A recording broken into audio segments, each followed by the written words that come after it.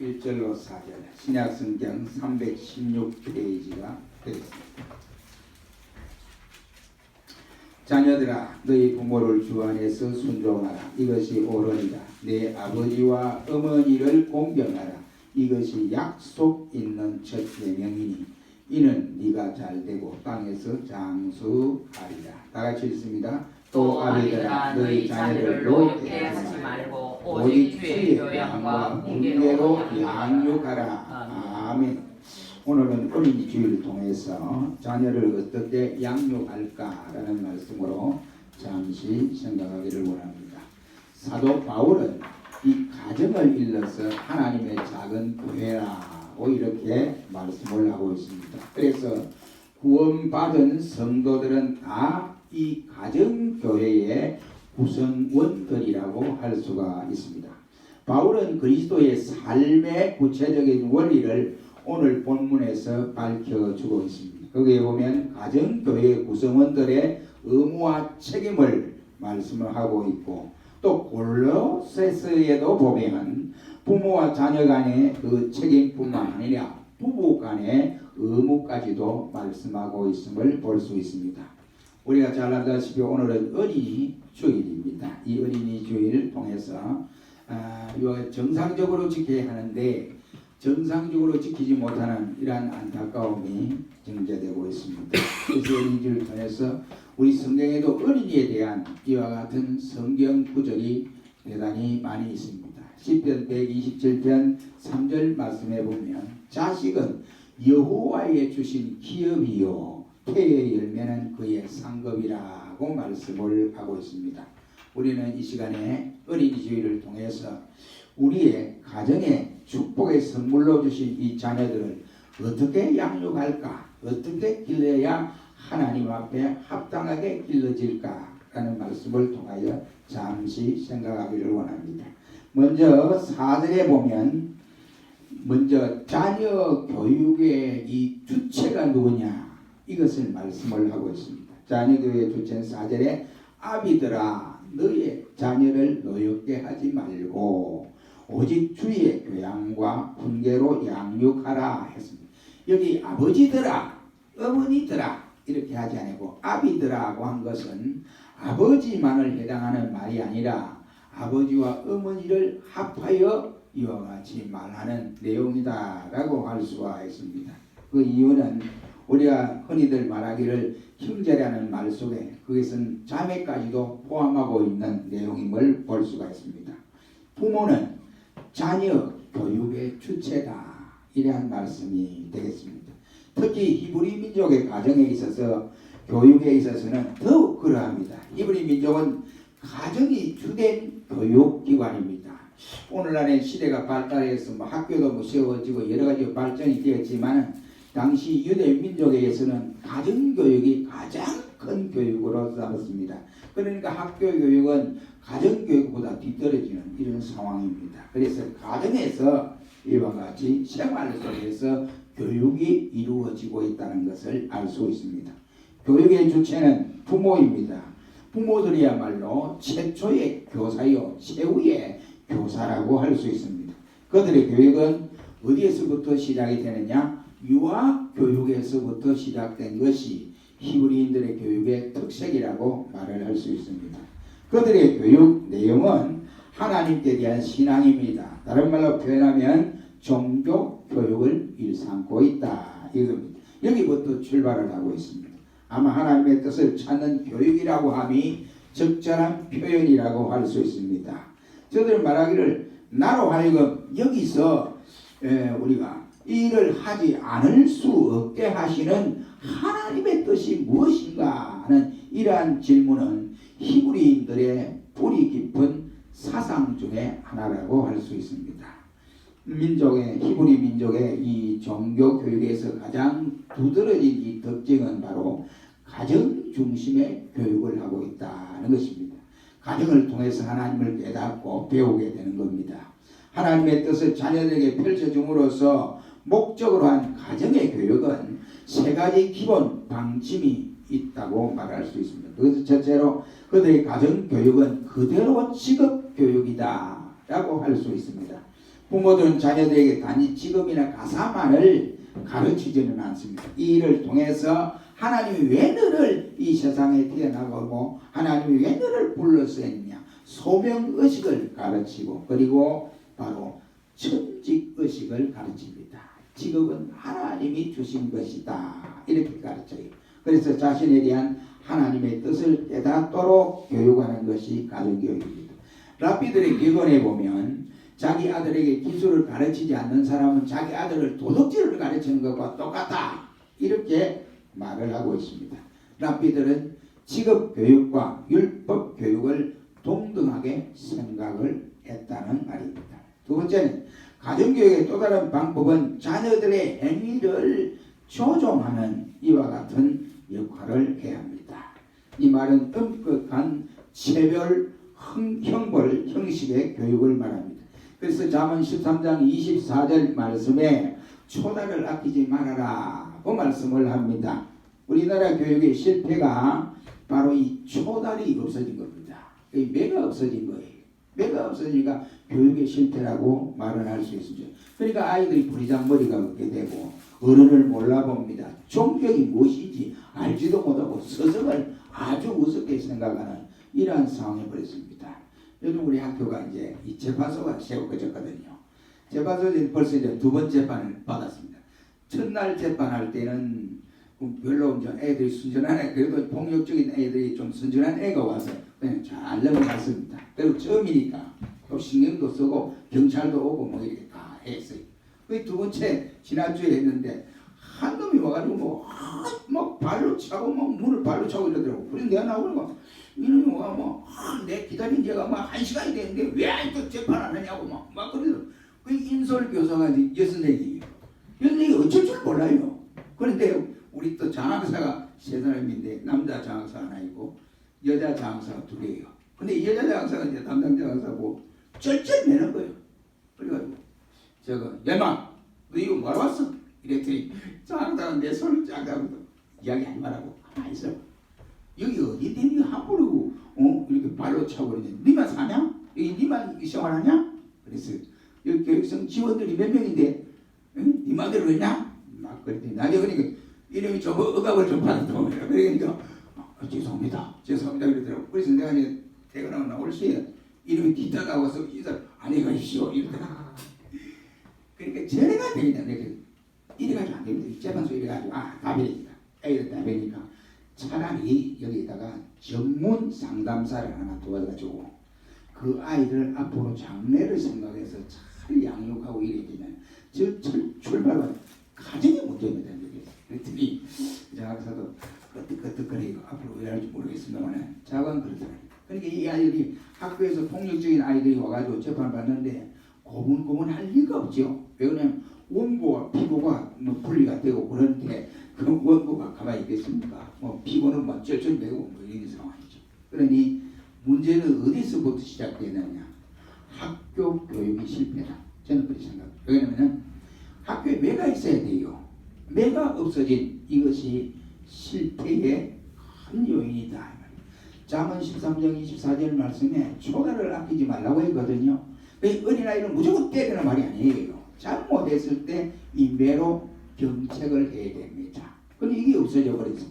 이게 없어져 버리니까 뭐 누가 지도할 사람도 없고 감당할 사람도 없습니다. 이런 상황입니다. 아무튼 히브리 교육은 그렇지 않았다. 자녀들의 행위를 부모가 잘 이와 같이 조절해주는 이런 상황이었다. 그럼 세 번째는 히브리 가정교육은 가정에서 전해 내려오는 자기들 그러니까 저 할아버지 때부터 쭉 전해 내려오는 이와 가정에 대한 그 전해 내려오는 일들이 있어요. 이 일들을 구전으로 자식들에게 이야기를 해줍니다. 그런데 우리나라 사람들은 할아버지 대해서 아니면 아버지 대해서 이와 같이 조금 끊쳐버려요. 왜 그러면 부끄러워서 자녀들에게 부끄러워서 말 못하는 거예요. 그래서 이거는 절대 그렇지 않아요. 그 윗어른들에게서 전해내놓은 가정에 전해놓은 이러한 일들을 구전으로 자식들에게 가르치고 또 그 자식들은 또 다시 다음 세대에 가르쳐서 이렇게 해서 구전으로 자기들의 가정 전통을 이어갔습니다. 부모는 자녀에게 조상 대대로의 역사와 율법을 반복 교육했습니다. 이스라엘은 유구한 역사를 거치면서 입에서 입으로 전하여졌으니 놀랄 만큼 그들의 구전은 정확하다고 할 수가 있습니다. 히브리 부모들은 이렇게 자녀 교육을 철저히 했습니다. 그리고 저들은 그 교육을 중요하게 생각을 했습니다. 저도 어떤 일이 실패했을 때에 야 임마 네가 잘못했어 이 잘못했지 절대로 그러지 않습니다. 내가 너에게 교육을 잘못 가르쳤다. 그래서 교육 부재를 저들은 손을 꼽고 있습니다. 그 좋은 예로 예루살렘이 로마군에 의해서 멸망함을 당했을 때에 저들은 로마군에 때문에 우리가 망했다 이렇게 말하지 아니하고 우리 자녀들 우리들이 바로 교육을 잘못 시켜서 그렇다 이렇게 자기 교육 부재에 대해서 이와 같이 한탄을 했다고 합니다. 그래서 히브리인들의 격언 가운데에 우리가 잘 알고 있듯이 실제로 보면 중동 전쟁이 일어날 때 미국의 대학교에서 아랍인과 또 이스라엘인 두 각각 아이들이 각각 거기서 공부를 했다고 합니다. 전쟁이 일어나자 두 학생들이 학교에 출석을 안 했습니다. 그래서 학교 쪽에서 알아보니까 이스라엘 학생은 전쟁이 일어나자마자 자기 나라에 가서 전쟁에 참고하기 위해서 귀국을 했고 아랍인은 혹시 귀국 명령을 국가가 내릴까봐 겁이 나서 행방을 싹 감춰버리고 숨어버렸다라고 했습니다. 이처럼 히브리인의 교육은 얼마나 철저한가를 가르쳐주는 신리라고 할 수 있습니다. 우리는 모세의 어머니 요게벳을 통해서 이 사실을 확연하게 알 수 있습니다. 모세는 출생한 지 석 달마다 이제 더 이상 기를 수 없어서 나일강에 던져지게 되었습니다. 모세는 바로의 공주에 의해서 양아들로 삼아서 애국궁에서 학문을 배우고 성장하고 있습니다. 이때 모세를 젖을 먹이고 모세를 기르는 사람은 그 유모인 자기 어머니가 유모 역할을 했지만 겉으로 보기엔 유모지만은 실제적으로는 양어머니 다시 어머니가 자기 어머니를 위해서 요게벳을 통해서 모세를 키웠는데 애국인으로 키우지 아니하고 히브리인으로 양육을 시켰다는 것입니다. 이것이 바로 요게벳의 교육의 방식이라고 할 수 있습니다.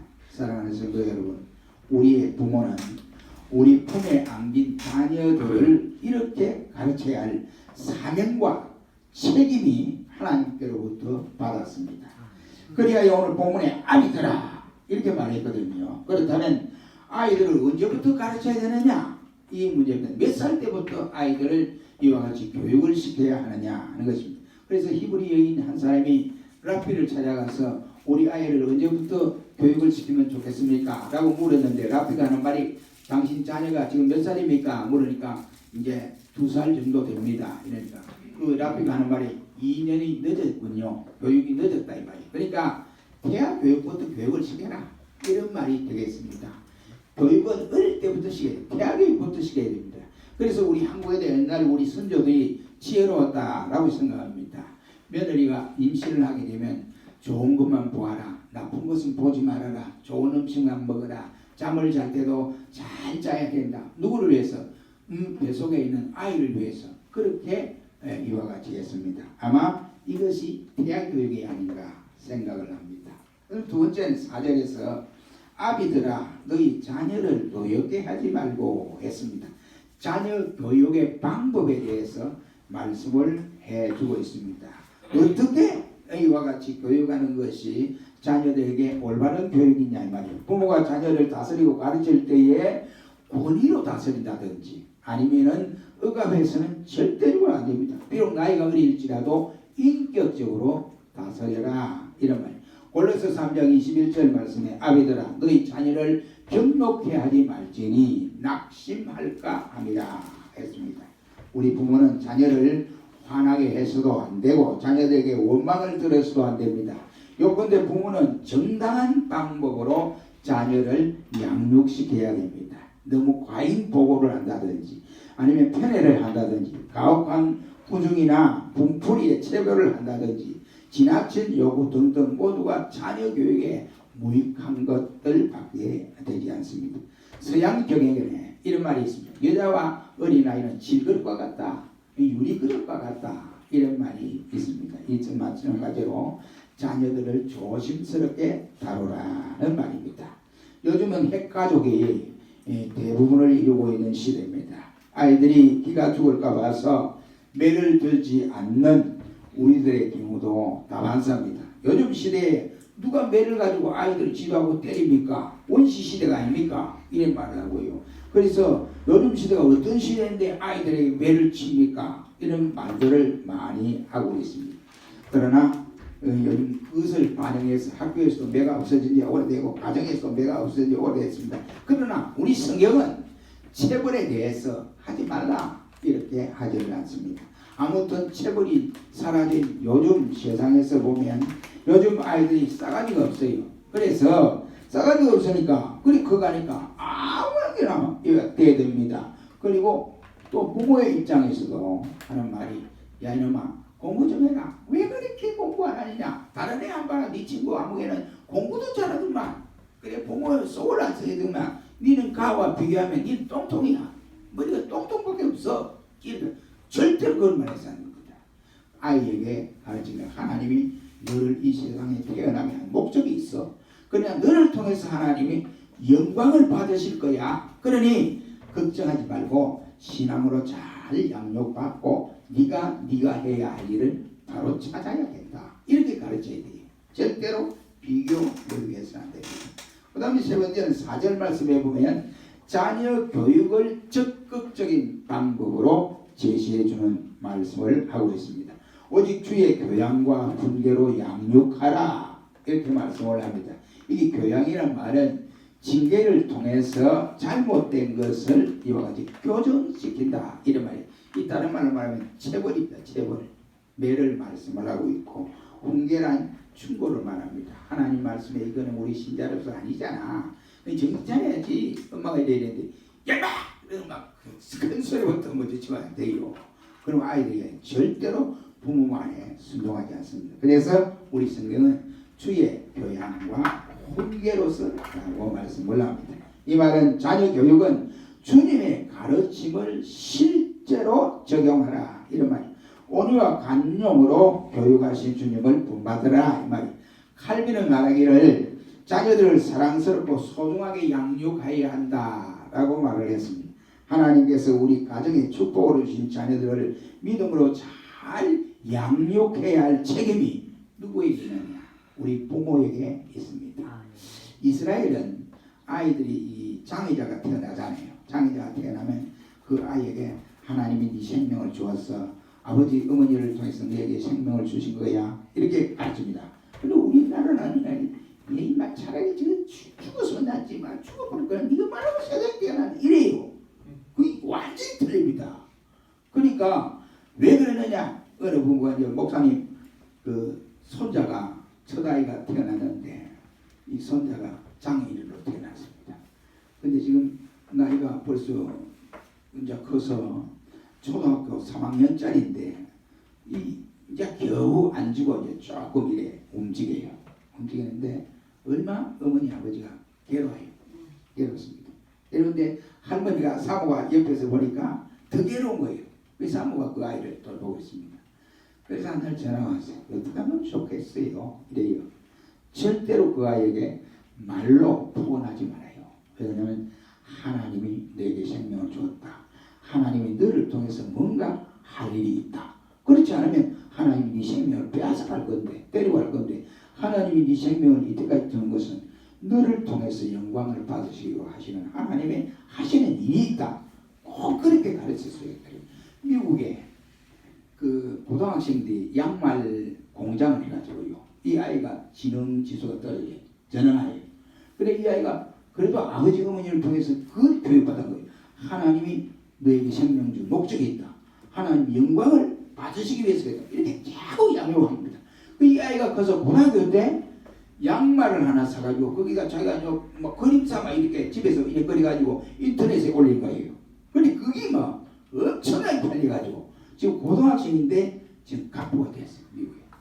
그렇게 될 수 있습니다. 그래서 절대로 장애자에게 그렇게 해서는 안 됩니다. 이렇게 말씀하실 일이 있습니다. 아무튼 우리는 아이의 교육은 누가 책임지느냐? 부모가 책임졌습니다. 그러나 우리 자녀들이 자라고 있는 환경이 너무나 어렵고 살벌하고 있다고 하는 것은 저와 여러분이 너무나 잘 알고 있는 사실입니다. 세상이 거칠고 악하고 또 불의가 판을 치고 있는 시대입니다. 골목이나 거리마다 불량 소년들이 그물을 쳐놓고 있습니다. 폭력과 사기와 강간 등 파렴치한 일들이 그치는 날이 없습니다. 소매치기, 절도, 날치기, 집단 폭행, 협박, 위협을 받아보지 않는 아이들이 거의 없다고들 합니다. 그러니 자칫 잘못하면 삐뚤어진 아이들의 유혹과 악행의 강요를 뿌리칠 수 없는 이런 시대입니다. 부도덕하고 퇴폐적인 사상과 향락주의에 물든 어른들의 추태 속에서 우리 자녀들은 방황하고 있다 이런 말입니다. 우리 자녀들은 자신들도 모르게 이 악한 영향을 받아가고 살아가고 있습니다. 저들은 가정과 학교, 교회와 세상을 오가면서 이와 같이 허둥대고 있습니다. 이들을 붙잡을 책임이 누구에게 있느냐 말이에요. 경찰이냐 아니라 이 말입니다. 누구에게? 그 책임은 부모와 교회와 그리고 가정이다 라고 생각합니다. 그래서 오직 주의 교양과 훈계로 양육하라고 하는 말씀을 우리는 명심해야 됩니다. 그러면 자녀에 대한 부모의 태도는 어떻게 되느냐 이 말입니다. 그것은 바로 자신의 혈통에 앞서 하나님의 자녀라고 하는 점을 인식해야 합니다. 자녀는 하나님께 주신 은총의 선물입니다. 그러므로 반드시 주의 교양과 훈계로 양육을 해야 합니다. 부모의 생각이나 가치관으로 자녀를 양육할 것이 아니라 그리스도의 진리와 인격에 겸손히 행하도록 가르쳐야 한다 이런 말입니다. 부모는 자녀를 하나님께 데리고 와야 됩니다. 부모는 자녀들에게 은행 일치의 방법을 보여주어야 됩니다. 부모는 자녀들에게 이거 가르치면서 이렇게 하라고 하면서도 부모 자신은 은행 일치가 되지 않으면 절대로 그 교육이 되지 않습니다. 부모와 자녀의 교육은 억제하거나 또 아니면은 강제로 하거나 그렇게 하는 것이 아니고 자발적으로 할 수 있도록 이루어질 수 있도록 돕는 역할을 해야 된다. 사랑하는 성도 여러분, 우리는 부모는 자녀들에게 밥을 주고 옷을 사주고 또 돈을 들어 가르치는 것만으로 부모의 책임은 끝나는 것이 아니다 이런 말입니다. 그런 어린 영혼들이 다시 나기까지 해산의 수고를 마다하지 않는 책임은 더 큰 부모의 몫이라고 생각합니다. 그러므로 성경에 눈물의 자식은 망하는 법이 없다고 말씀을 하고 있습니다. 우리는 이 어린 주일을 통해서 하나님 말씀을 기억하면서 주의 교양과 훈계로 자녀를 잘 양육하는 이와 같은 일들이 일어나기를 주의 이름으로 축원합니다. 기도하겠습니다.